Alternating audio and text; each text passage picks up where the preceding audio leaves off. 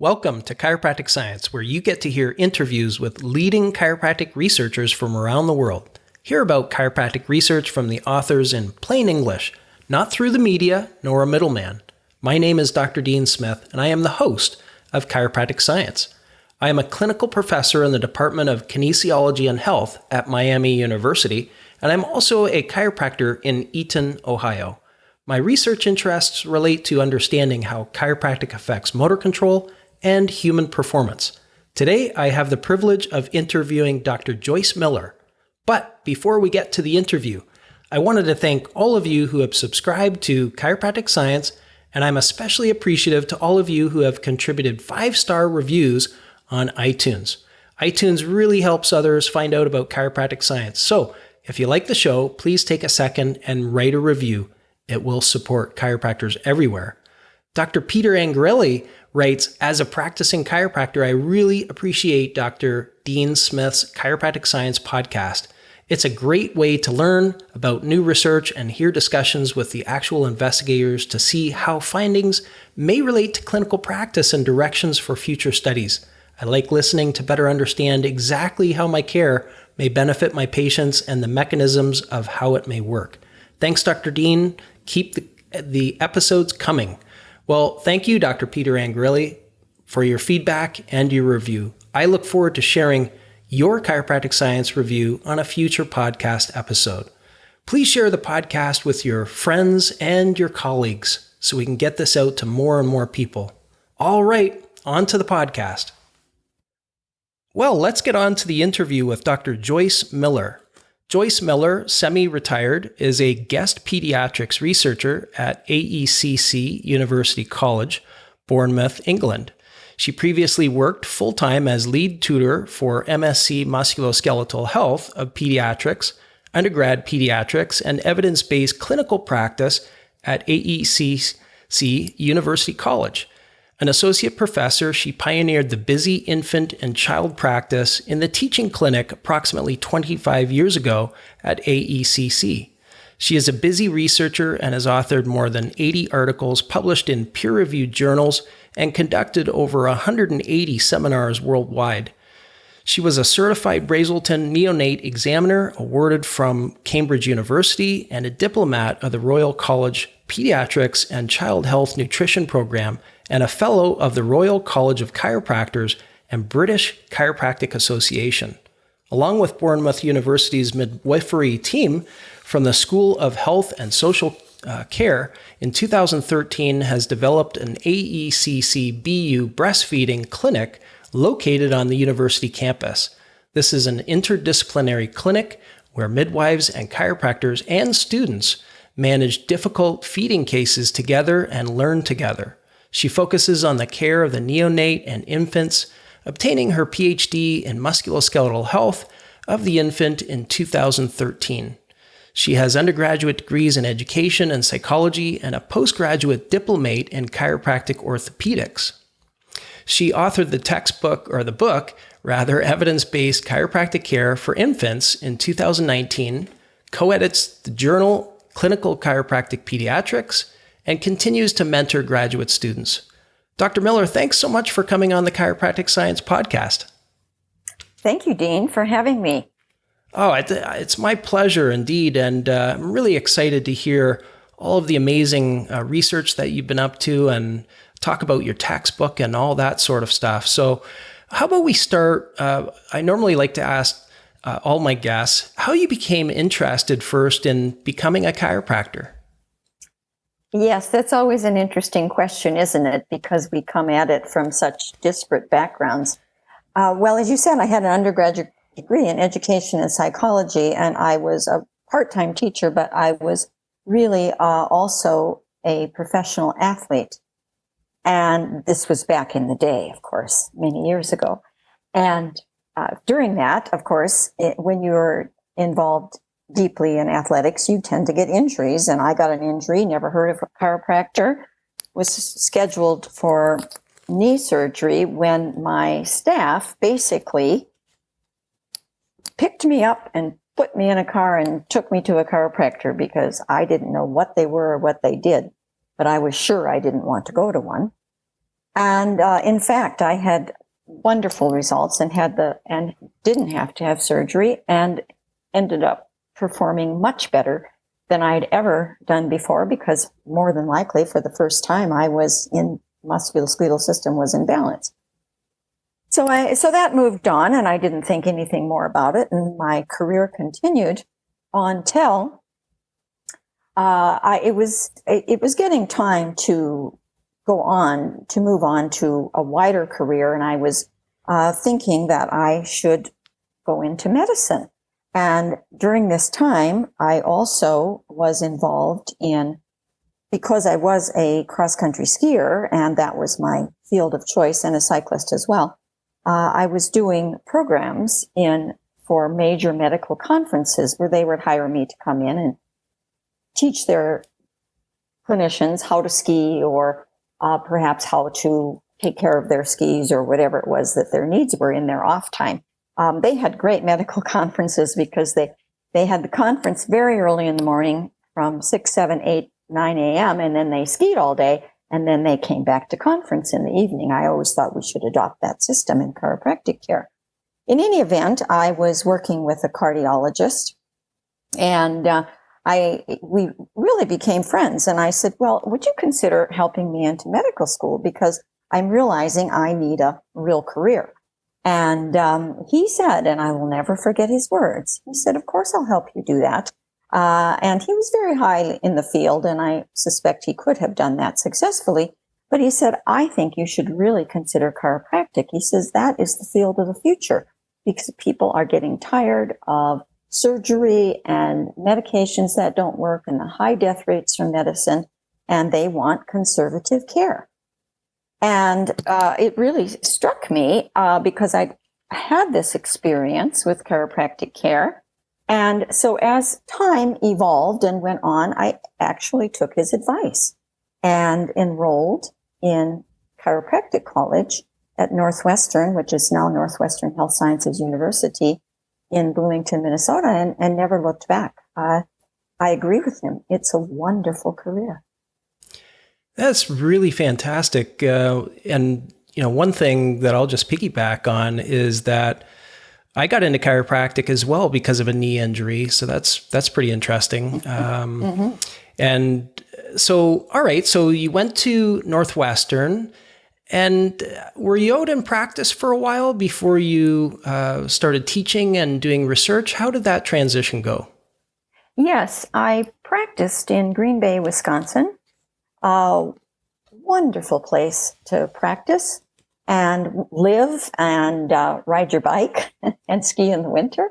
And with Dr. Dennis King, who is still there having a wonderful practice wonderful, huge practice in chiropractic care, and you should actually interview him. And so I was practicing there for 10 years, and I really enjoyed it. And then Northwestern came calling and said that they needed some input in their clinics. They had 5 big clinics where they were educating their students. And would I come and just assist them for a while and see if we can get a little more going on in these clinics? Because as you know, student clinics can be difficult at times. And although they were big and wonderful clinics. And so I did. I went back to Northwestern.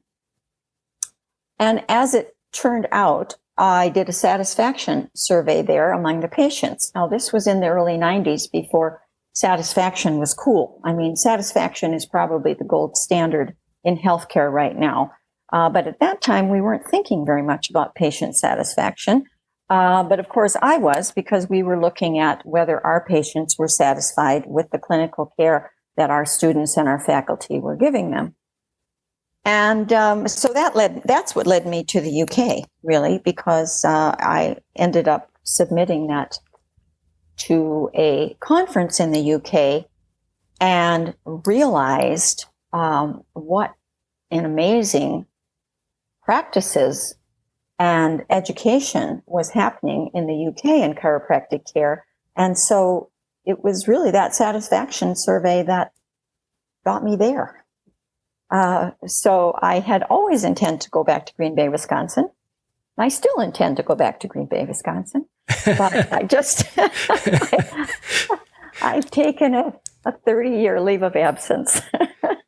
I get it. I get it. Now, I'm just curious, so that we can maybe prelude what's to come, but was your practice involving a lot of pediatric care at that point in time? Yes, I did have pediatric care, not as much as it evolved in the infant population, because although I did have infants in care, and I was lucky to have Dr. Sue Esch as one of my pediatric instructors at Northwestern, because I don't think that a lot of schools were giving much pediatric education. So yes, I did have pediatric care, but not a lot of care. I really had a lot of what's called phoebiatrics, the teenagers, because we also worked with the Green Bay Packers at the time. I couldn't say that for 10 years, but now that's many, many, many years ago. And so the teenagers would come in and they'd recognize the Packers sitting there, and so I think that was one of the main reasons they came to our practice. But anyway, yes, I had a pediatric practice, but nothing as vibrant as evolved in the UK once I moved there. Gotcha. So you started working at Anglo-European College, and then what was it about teaching or your experiences there that led you to pursue the PhD? Yes, well, of course, what I really went there to do was to work with their orthopedics program, because I had a diplomate in orthopedics, and they felt that they wanted to revitalize their orthopedics program, and that was honestly, I think, why they hired me in their clinical program. But once I did that, I saw that their pediatric practice was very small and budding, but so when I was done with orthopedics, I said, well, do you want me to get your pediatrics program off the ground? Because I realized I really enjoyed practicing there, teaching there, working in the clinic there. And so wanted to keep it going. And then they said yes. And of course, I'm a big believer in pediatric research. And there's a story behind that too, if I might. Absolutely. Please. My brother, when I was growing up in the middle of North Dakota farm family, my brother had juvenile rheumatoid arthritis, a really difficult disorder, and especially for him, because he did have a lot of musculoskeletal affliction from it. In any event, he was selected for a randomized controlled trial out of Mayo Clinic, of course, which we'll all recognize as one of the most vibrant medical clinics in the world, then and today.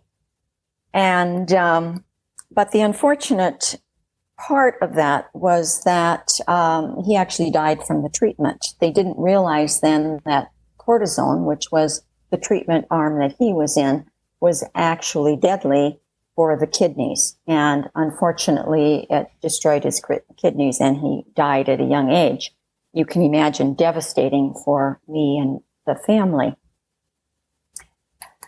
But what I learned from that is that research is essential to healthcare, and that if you don't do research, you can't do good healthcare. Sometimes you have unfortunate side effects from that, and of course, everyone learned from that. And so I became very interested in research of the pediatric patient because I felt it improved their life. I wanted that research to be very conservative so that we wouldn't have these adverse events. And in fact, I've done quite a lot of research in side effects and adverse events from chiropractic care, which I will say there are none. It is a very, very safe form of treatment. But I really wanted to do the research because I know that research keeps children safe. I know that research keeps clinicians safe, chiropractic field safe. And so I really wanted to do the research and ended up getting a PhD in the musculoskeletal health of the infant, which is very specialized care. because at the time in the AACC clinic, we were seeing about 12,000 pediatric cases a year, which is quite a few. It's a big clinic. They have 60,000 patients a year, so 20% were pediatrics, and 80% of that 12,000 were infants, and that's why we specialized in that. And of course, infants are the highest users of healthcare in any pediatric practice, so there was reason to focus on that group. Okay, yeah, I can see now. That's a long answer to a short question. Well, I appreciate that, and it gives good background because you've had, such an interesting journey. It seems from the United States over to England, and I was trying to put all the pieces together. So this is really helping me understand how you've gotten to do what you do, and you have such an amazing skill set. So fantastic. So you've done some really important work in the field of chiropractic care for infants and children, breastfeeding, all sorts of topics.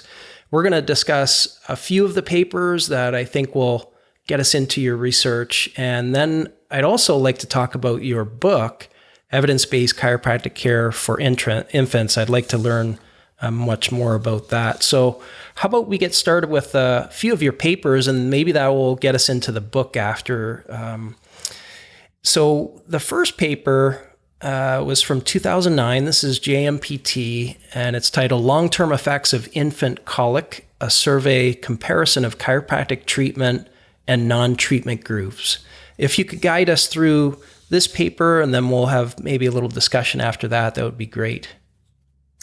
Yes, that was particularly interesting, and this is one of the it's frequently accessed paper from what I understand, and I think this is because there is,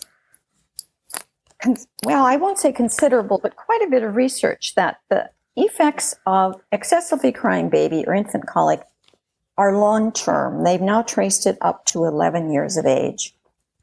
And so we had the idea in our clinic, since we had a large infant practice of those we had treated successfully for colic, that if we could find a control group or a group that wasn't treated for colic as infants, and then we could look at them in the long term as toddlers, we would be able to tell whether chiropractic care have helped, not just in the short term, but in the long term. These are difficult studies to do, as you can imagine. Impossible to do that in a randomized controlled trial, but you could do it in the comparison study that we did. So we found we had 117 infants that where we could locate the families of children that we had treated, infants we had treated successfully with chiropractic care for infant colic. Their parents had said that they were recovered. And then we found another group, approximately 111, I believe it was, in chartered infant schools and toddler schools, where the parents gave the history that they had had colic as infants, but they had never been treated by chiropractors. They could have been medically treated, but medicine doesn't actually have a treatment for infant colic, so that we were only worried about whether they had chiropractic care or not. And then we gave a survey, which is how you do most types of research, and asked the parents about the behaviors in the toddlers. And lo and behold, and I was even surprised about this, the toddlers who had had chiropractic care slept better, woke in the night less, had fewer temper tantrums, had better behavior during the day with specific types of questions we asked them, and basically did better all around had fewer doctor visits than the children, than the toddlers who had colic but had never been treated and possibly never resolved. And so we did that study, and I tell you, I didn't believe it the first time I did the study, so we did it 2 more times. because Wait a second.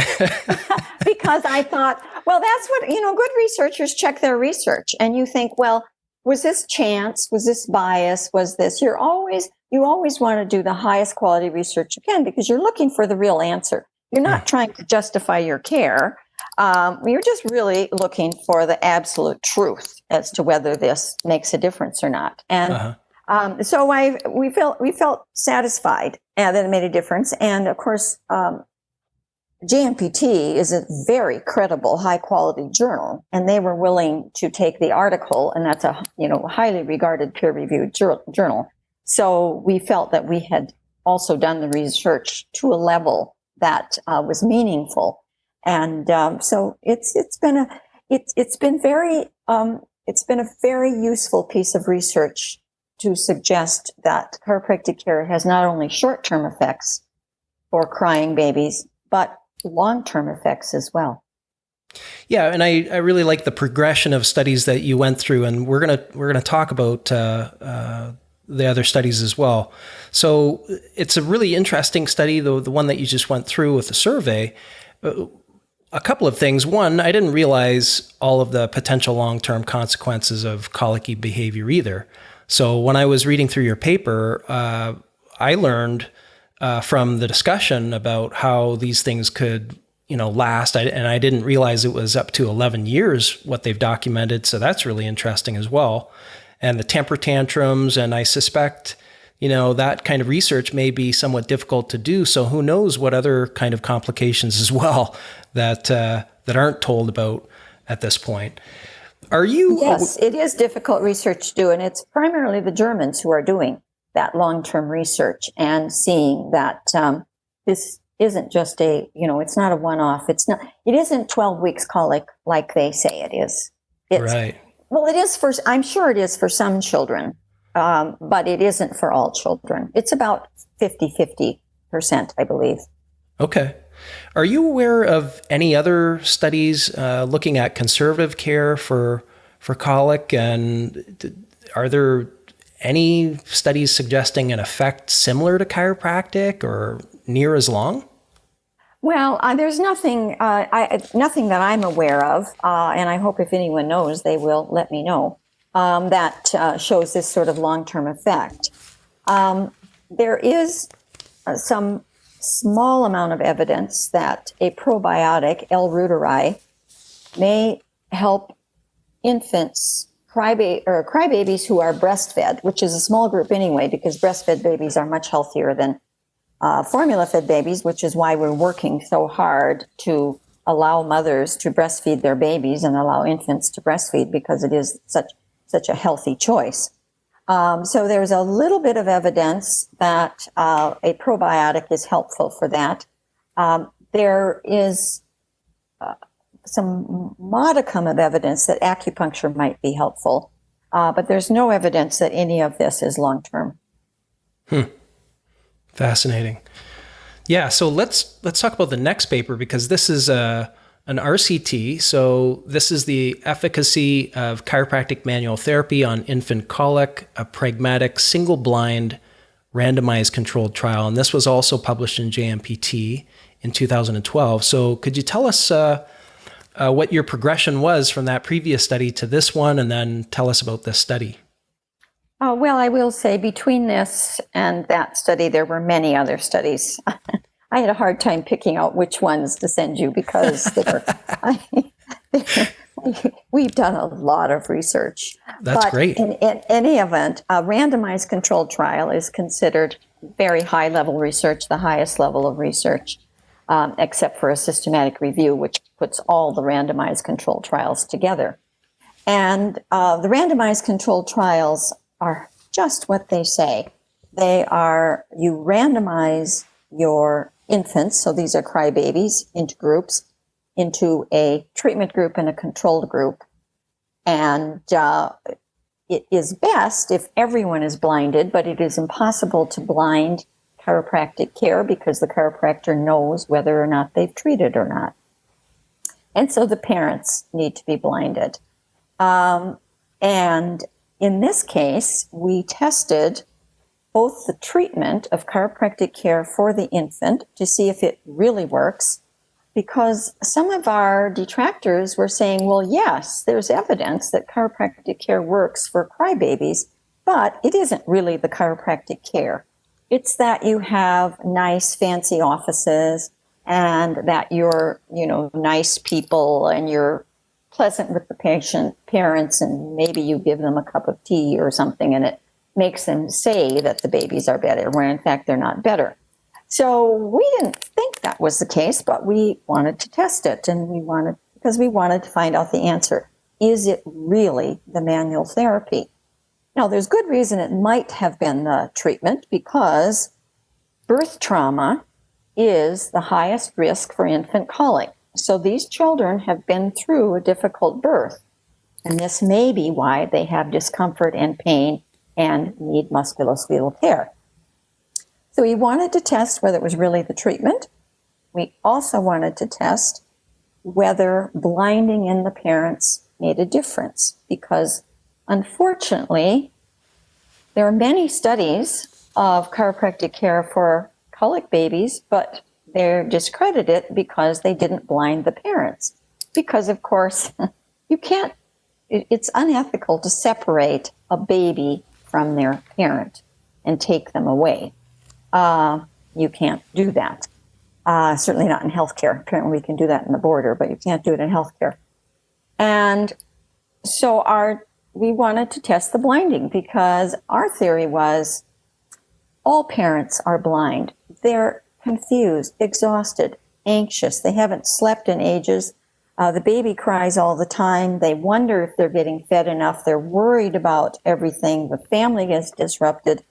And so we feel that they can't really say whether their baby was treated or not, and nor do they care. They just want to solve the problem.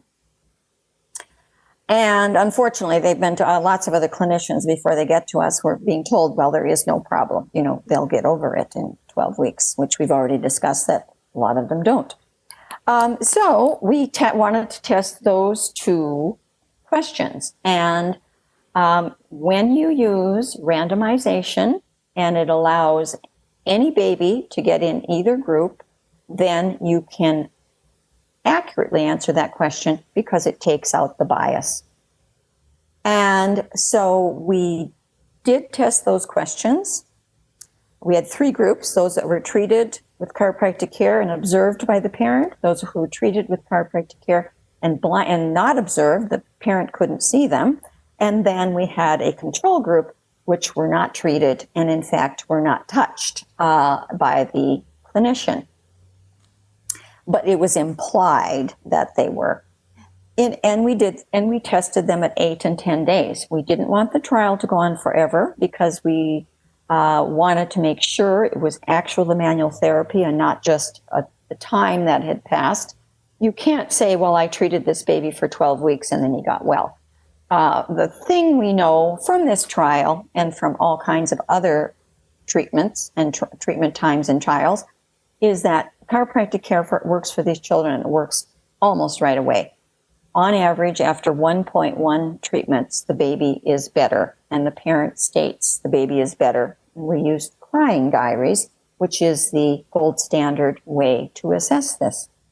And so in that trial, we were able to prove 2 things, and randomized controlled trials are the only trials that you can say that you have proven something.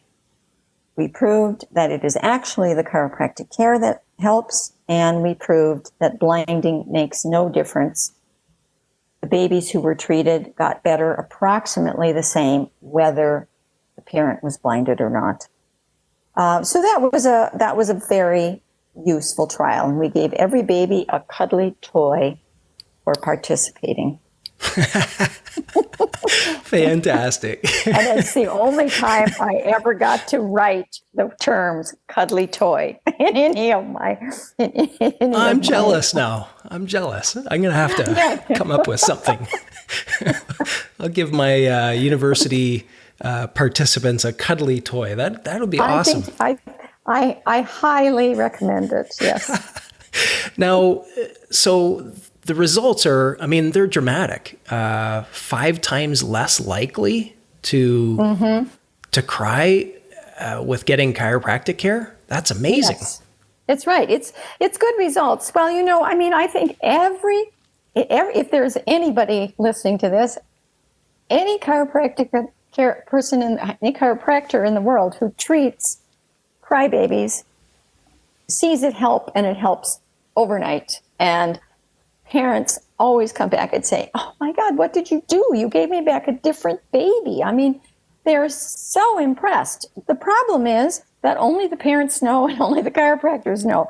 And if you don't do randomized controlled trials, it really is down to the science. The science has to support it because it's essential that we get the science right. And so I'm comfortable advising mothers of crybabies to go see a chiropractor because it works. We know it works. And we know, and of course, there's about 7 or 8 other studies that do show this as well.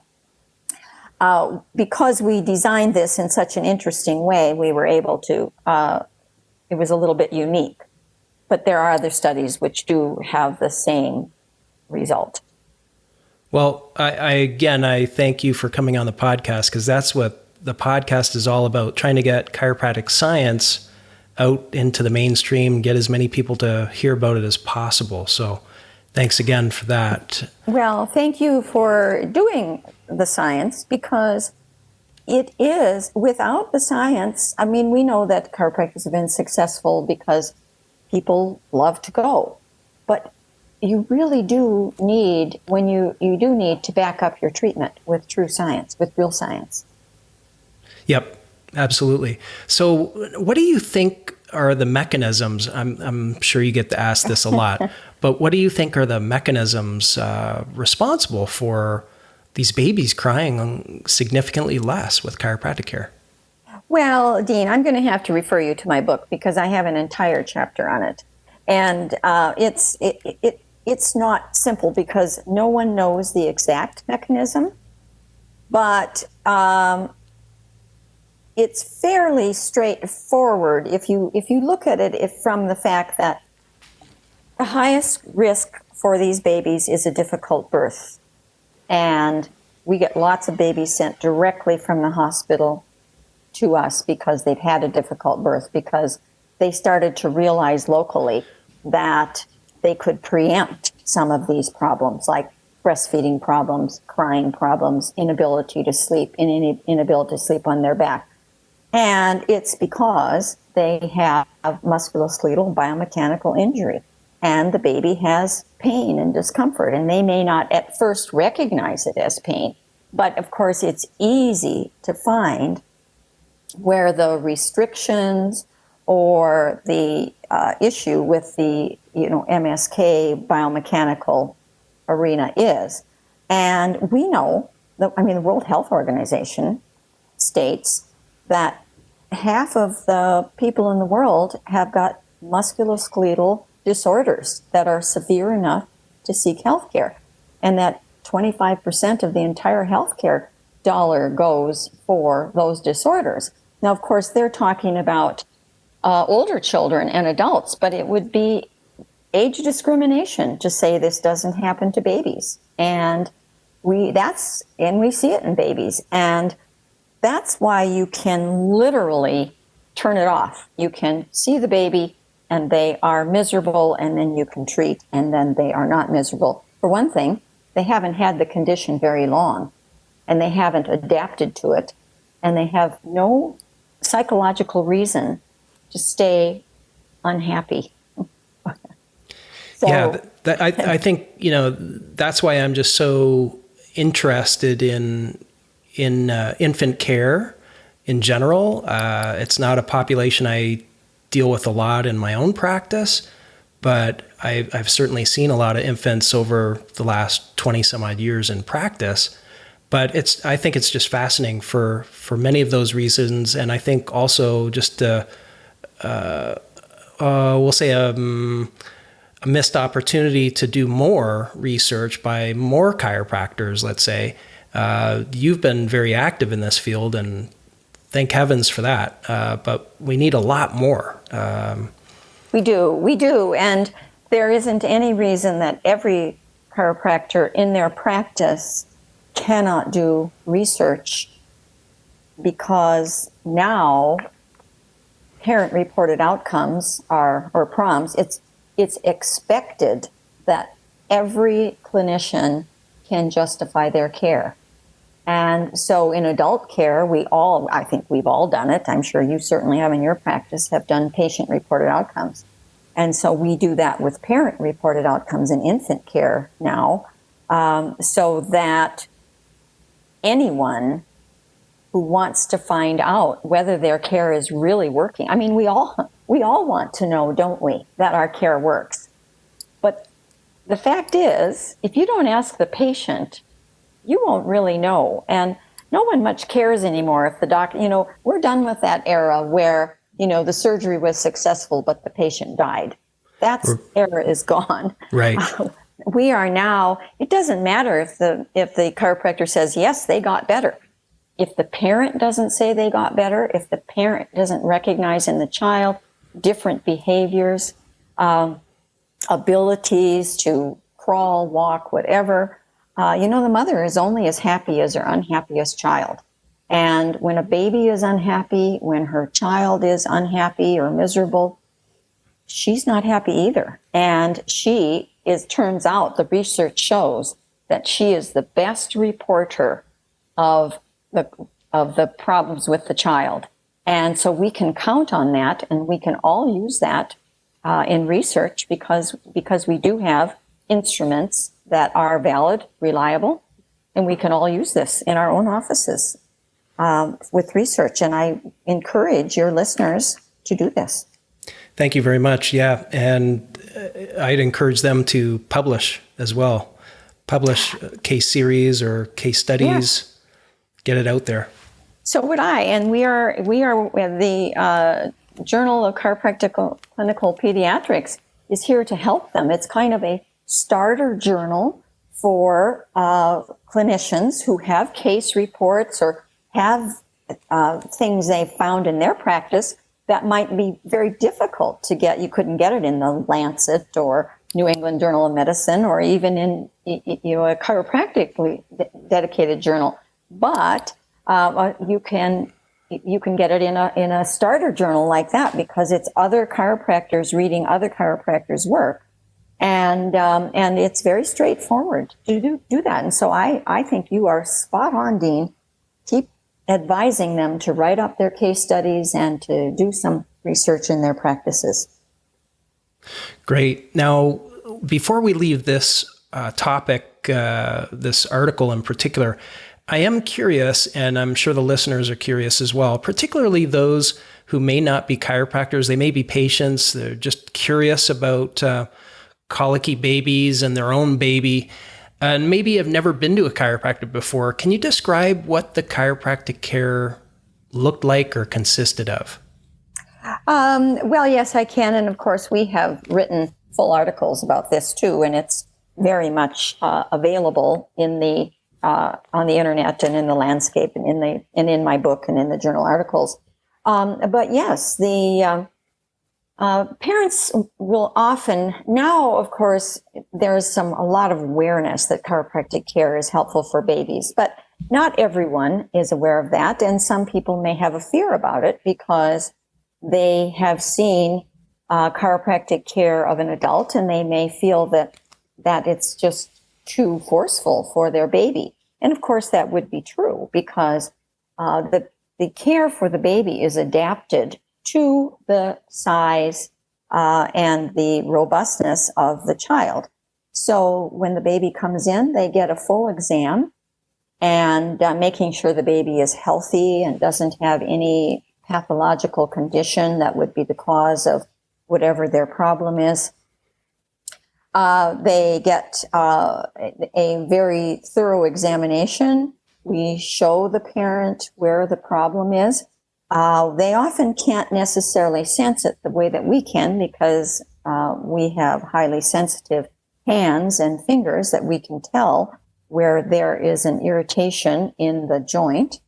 And the treatment is very low force, about what you could stand on your eyeball for an infant, a newborn child. It's about 2 newtons of pressure.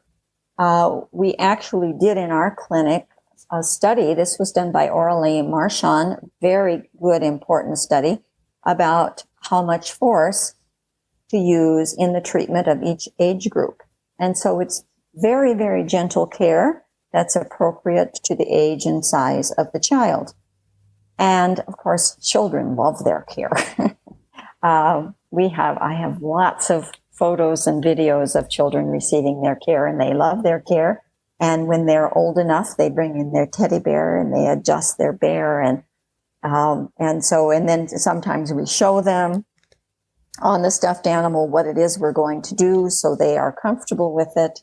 And it's a very pleasant atmosphere to be in. The children enjoy it, the parents enjoy it, and it's not at all frightening or scary for anyone who participates. Once the baby has improved, we see a lot of grandparents come in next, because they feel like, well, if it helped the baby, it'll surely help me. And then the parents come in, and then the cousins, and then the aunts and uncles, and the poor mother really never gets any care. She's the last on the list. But I do encourage that she's probably the one who should be first on the list. She's the hero in the story. The mothers are. Absolutely. Well, you had a nice segue into our next article, which was, you were talking about some assessment. And our next article is actually all about assessment. And this is from the British Journal of Midwifery, 2013. Oh, right. Perhaps you could tell us about that. And this, by the way, is very comprehensive. I would highly encourage chiropractors, all chiropractors who do any pediatric care to get this and check it out. But perhaps you could tell us in your own words about the study. Yes, that I'd forgotten about that. So thank you for reminding me. We were getting so many questions, the hospitals were asking us to come and talk about what we were doing. Because parents were telling them, and we were getting all sorts of interest in this from the outside, like, what is going on over there? So we decided to take a look at how much injury is there really in newborns? And of course, there are at least 1,000 articles, and we selected the very best ones. And all of these come from medicine, because they well document the early injury, some of which are life-threatening, of course, and some of which are not, like clavicle fractures, for example. So we documented the injury, and what we found out is that, of course, it just makes sense that severe and moderate injuries, life-threatening injuries, are dealt with immediately in the hospital. They're dealt with brilliantly and almost always successfully. But the mild injuries are overlooked and not really dealt with, and the parents are sent home. And so we've had so many newborns with clavicle fractures that have come in, and the family didn't know, skull fractures, family didn't know, because, of course, these were not life and death injuries. These were considered usual injuries of childbirth. And so that's why we looked at that research to see what the playing field was really like. And because we had been seeing these babies with mild injuries coming in all along. And so, and often the mother says, well, why didn't my pediatrician tell me this? Why didn't my GP tell me this? Why didn't my midwife tell me this? And so we had to explain that these are not life and death injuries. They are very busy working with those big, important, difficult injuries. These are quality of life injuries. And this is something that we can handle. And they were always very happy with that discussion because they understood it then, why these hadn't been detected before. And of course, we did, in the research, we found that most of the clinicians, the pediatricians, the GPs, the midwives, and so on, weren't educated in musculoskeletal health of the newborn. And so a lot of the times, that's why they weren't necessarily detecting the injuries. And if they did detect it, they didn't necessarily know what to do with it. And that's partly why they were sending them to the chiropractor. And so we saw that there was a real niche position here where we could help families with the things that were bothering their children a lot at home, the irritations, the pain, the inability to feed well, the inability to sleep on their back. I mean, we all know that supine sleep is essential because of the Back to Sleep program. And it is the safest position to sleep in to prevent sudden infant death syndrome. And yet, if you have a baby who cannot sleep on their back, you're very worried about that. And if you go to the GP, there was nothing that they knew to do. If you go to the chiropractor, we can treat that. And before they leave the office, they are able to sleep comfortably supine. So we realized from doing this research that there really was an important position for chiropractors in infant care. And that was really why we were getting so many referrals from medicine. And and I do recommend people reading that. And I believe it is open access article as well. Okay, great. Now I'll try to put a link to that as well as to your book and the other articles that will be that we're going through today, so that people can get access to them. That's terrific. I was really struck when I went through this article that we're talking about now in terms of the musculoskeletal assessment about how these mild injuries, if you will, can create such downstream effects. So, if the baby is having, let's say a musculoskeletal issue that a chiropractor can deal with, that may lead to inappropriate or perhaps averted breastfeeding, postural issues. I mean, all sorts of things that, are probably not what the parent wants and definitely not what the infant is going to want later in life. Yes, that's true. And the problem we have, Dean, and this, you bring up a really good point, is that we don't know how many of those children will recover on their own. We know that some will. But we also know from the Colic research that some won't. And they will end up having to deal. Of course, they won't realize what the problem is. And that's the issue here, is that if the family doesn't know or understand what the problem is, if the baby can't breastfeed, for example, the parents and the doctor might say, okay, well, this baby just so happens it's one of those, you have to formula feed. We don't let any babies starve in our society. That's why we opened a breastfeeding clinic, because mothers know that breast is best. Mothers know it is the healthiest food for the baby, not only short-term, much better growth patterns, but also long-term, fewer allergies, less asthma, fewer cardiovascular conditions, even into old age, less obesity. So it is really primary and important to allow these babies to breastfeed. But sometimes there's a biomechanical factor. In fact, there often is. And of course, so we had a very busy breastfeeding clinic where we teamed up with Midwifery to teach the mother how to breastfeed. which usually isn't where the problem lies, unfortunately, but we do start with that to make sure that the knowledge is there.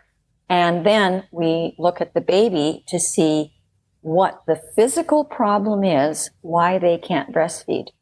And that's a solvable problem. And research I didn't send you shows that babies are from 4 to 8 times more likely to be able to breastfeed successfully to the full 6 months if they've had this type of healthcare. So very, very, very important. Absolutely. So you have just so much knowledge and experience going through the PhD and teaching other chiropractors. I'm curious, before I forget, I wanted to ask you about chiropractors pursuing advanced degrees in pediatric chiropractic and or certification, and what would you think would be the decision? What should chiropractors be thinking about? Why would they want to go on and do that as opposed to just being, let's say, a general practice chiropractor who sees infants? Yes. Well, of course, infants are a very specialized practice. They are not small adults. And unfortunately, there are cases where a baby has gone to see a chiropractor for, let's say, breastfeeding. And this happened in the UK, not in our practice, but in a different practice. And the chiropractor did not recognize that the baby had dehydration and the baby died. Now, the baby had also seen the GP and the midwife, so it wasn't just the chiropractor. It was a hidden problem. But we, in advanced degrees and in our undergraduate at the AACC, we teach chiropractors to be able to rule out any potential pathology or problem first, because of course safety is priority. And the advantage to getting some additional education is to keep a very safe practice and to have knowledge about not only what to do, but when to do it. You know, it's very important. And so we offer, you can get a master's degree in chiropractic pediatrics at AACC University College, and you can get a diplomate in pediatrics here from the ICA in the USA. And the difference is the master's degree allows you to do some research. So you not only get the clinical, you get the research as well, so that you're fully grounded in pediatric care. Great. I really appreciate you going through that. I think that will help chiropractors make their decisions as well as they need to in dealing and taking care of these young people. Yeah, and all education helps. I mean, going to seminars and getting updated and reading the research, it's all very valuable. Absolutely. Absolutely. Well, there's another paper that I'd like to talk about, and this is a really important paper, in my opinion. It's called Maternal Report of Outcomes of Chiropractic Care for Infants. And it really got to a lot of important concepts. And I'm sure that's exactly what you were hoping for. And it was a really large number in the study. So perhaps you could tell us about that. This was published in JMPT 2019, by the way.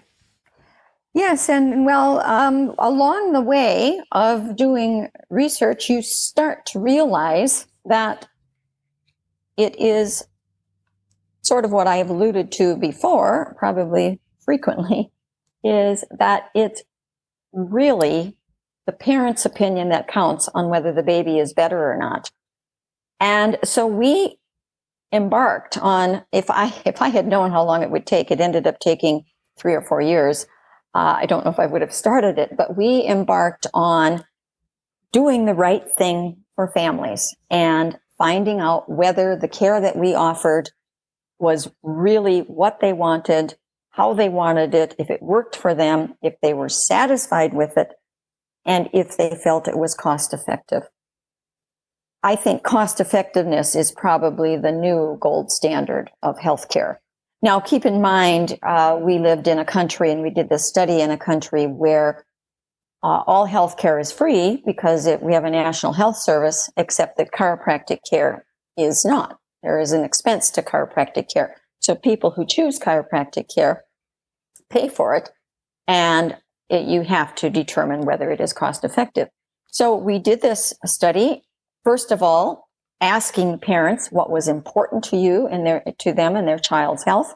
And then we published that study, and then we created an instrument. It's called a survey, which included all of the parameters they were interested in. And then we tested that survey to make sure it was valid and reliable, because that's what you have to do when you do a survey. You have to make sure it is actually scientifically rigorous. And then we put it to the test. And we were going to see how many students, how many children could be enrolled in this study, basically before I retired. And that's why we got the number 2,000. And 10,000 would be better. It would be nice if we had 10,000 mothers who said, chiropractic works and it works well. And not only can my baby sleep and feed better and feels better and can turn their head in all directions and can do their tummy time and can sleep on their back, but also the mother feels less anxious, less depressed, and has an improved quality of life. If 10,000 mothers said that, I don't think anyone would say, well, chiropractic care doesn't work for infants, because this is a kind of study where it's the mother's opinion that counts. And so that is what we studied. And we studied what actually comes in the door. So now we know exactly what the demographic profile is of these children. We use 16 different clinics, what their complaints are, how severe their complaints are, how much treatment it took, which was 3.5 treatments, how much better they felt, which was very high, very statistically significant. They were much improved, and whether the mother's parents were satisfied, and they were highly satisfied. They said they were all satisfied. They said the care was effective, and they said the care was cost effective. So it was a very big study. It took almost 4 years to get the survey ready and so on. And but the findings were credible. And we're happy with that. That's great. I wanted to just list some of the things that you looked at because it's incredible. So feeding problems, sleep issues, excessive crying, problems of supine sleep position, infant pain, restricted range of motion, time performing prone positioning, maternal ratings of depression, anxiety, satisfaction. I mean, wow, that's a lot. Well, this is what comes in the door, you see. So we really left it up to them. What kinds of things are bothering you, families? And this is what they said. So that is what we studied. So we looked at exactly what parents wanted and whether we could satisfy those needs. What do you think are the next steps to conduct in this line of research? Well, of course, we have to continue with this type of study where it's called parent-reported outcomes measures, because this is what basically World Health Organization, National Institute of Health, every major CDC, every major health body has said that clinicians need to show that their care works for their patients and their patients are happy. So we need to continue with these kinds of reported outcomes. Of course, in an ideal world, we'll also have more studies, more randomized controlled trials. I think if we had 1 or 2 more randomized controlled trials in infant colic, we could probably put that to bed. If we We need lots more work in suboptimal breastfeeding. We can never do a randomized controlled trial in that. We actually tried in our town, and basically the hospital ethics review board that we went through said, you can't put a baby in a control group with no chiropractic care because there's too much evidence that chiropractic care is helpful for this problem. And of course, breastfeeding is hugely important for the quality of life, lifelong for the baby and also for the mother. I forgot to mention breastfeeding actually reduces the incidence of breastfeeding breast cancer in the mother. So we need more RCTs. We need more basic research in what these children are actually coming in with. We need some research on back pain in children. Children have got tremendous amount of back pain and neck pain, and especially now that they're all in lockdown and they're all staring at their computers. So there's definitely room to do some research in all age groups of pediatrics. No doubt.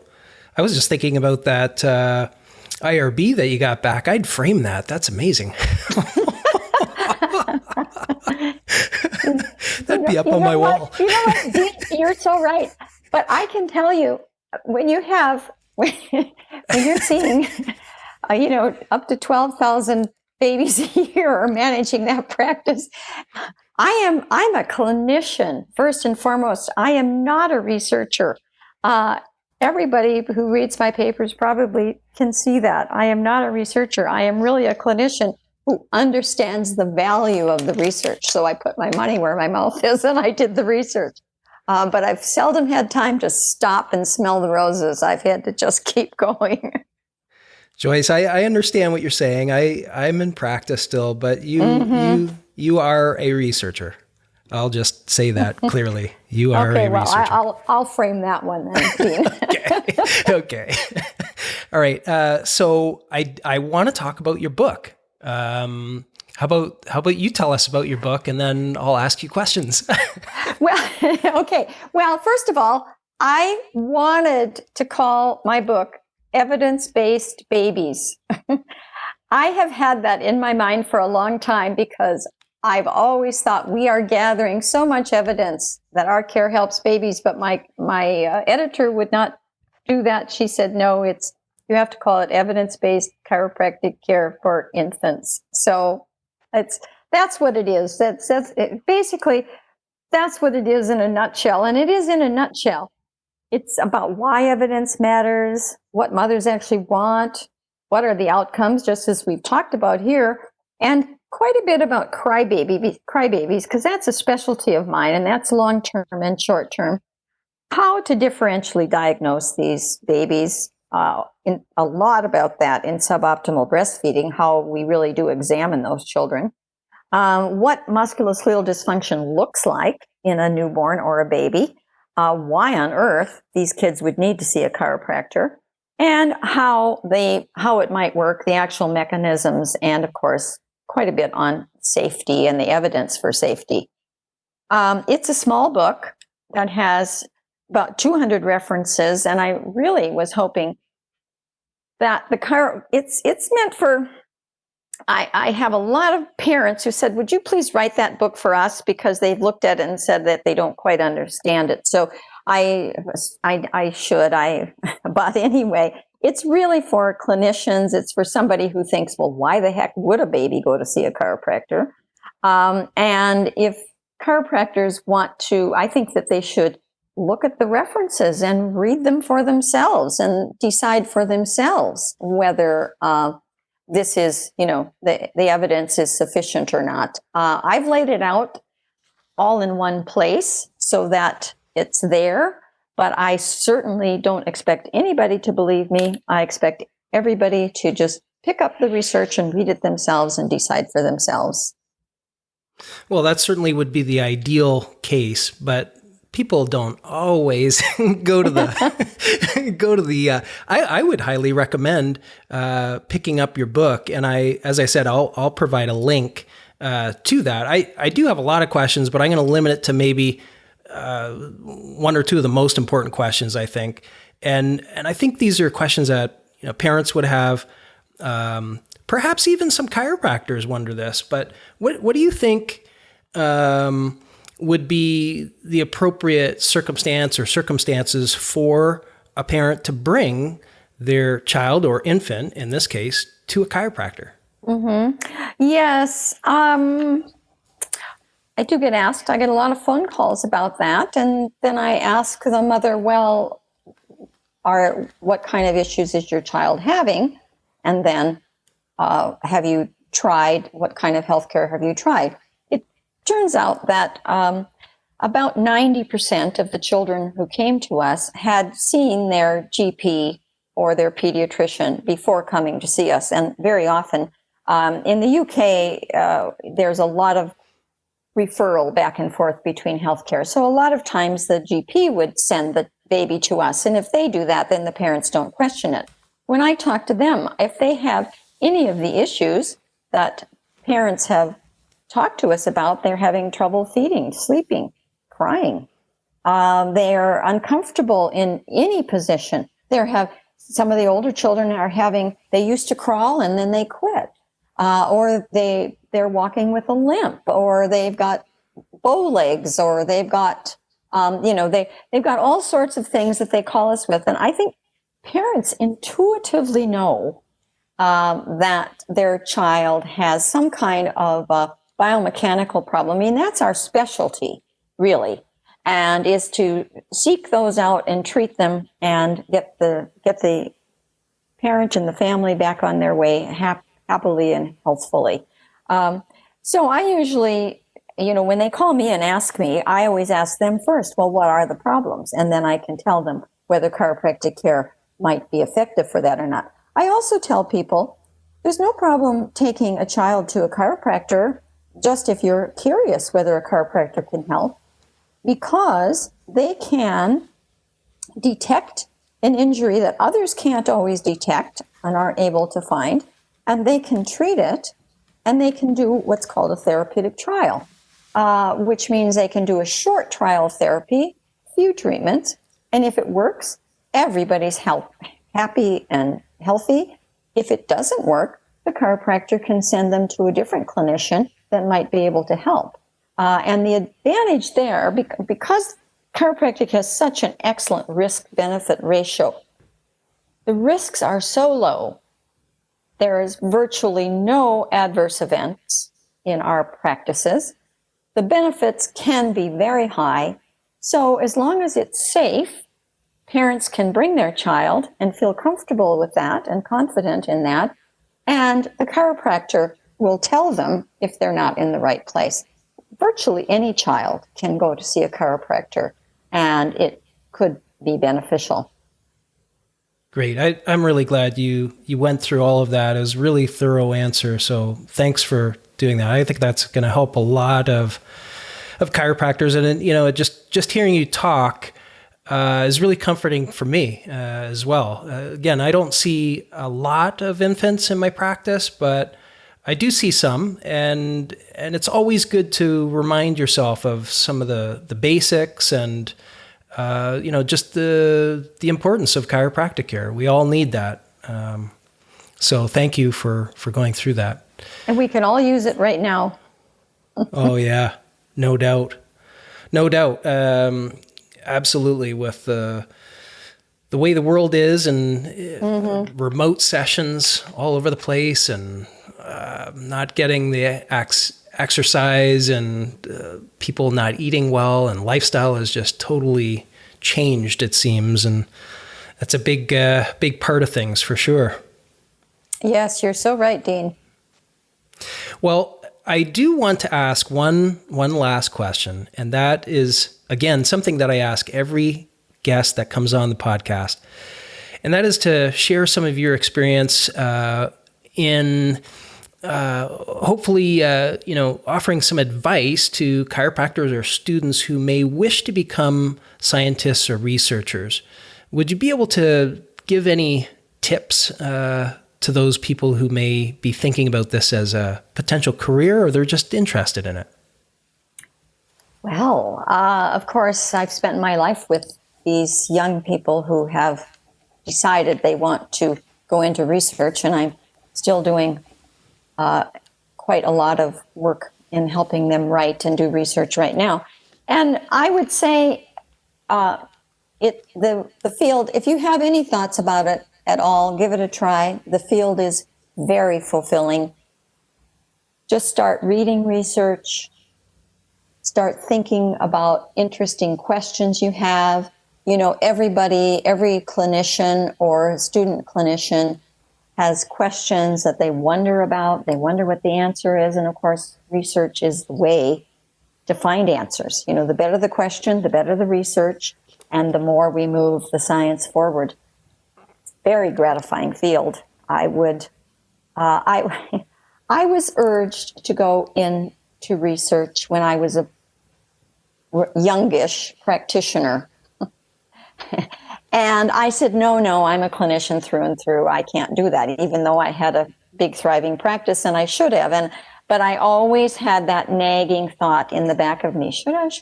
And of course, when I realized the value of research and all those things that I've told you about that, it was the right thing to do, and it is a very gratifying career. And just think of how many chiropractors you've been able to help, you know?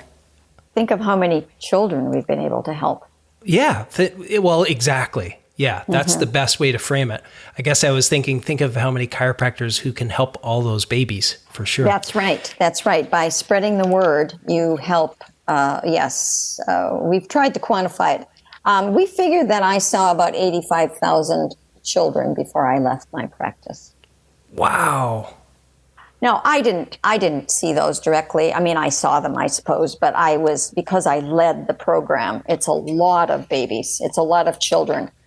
And that's also, that's also gratifying, because if you think all of those children were safe in our practice, I always say I am here to keep children safe in chiropractor practice and to keep chiropractors safe to treat children. And that means teaching them well, so that everyone is safe. Love it. Well, that's a perfect message to leave on.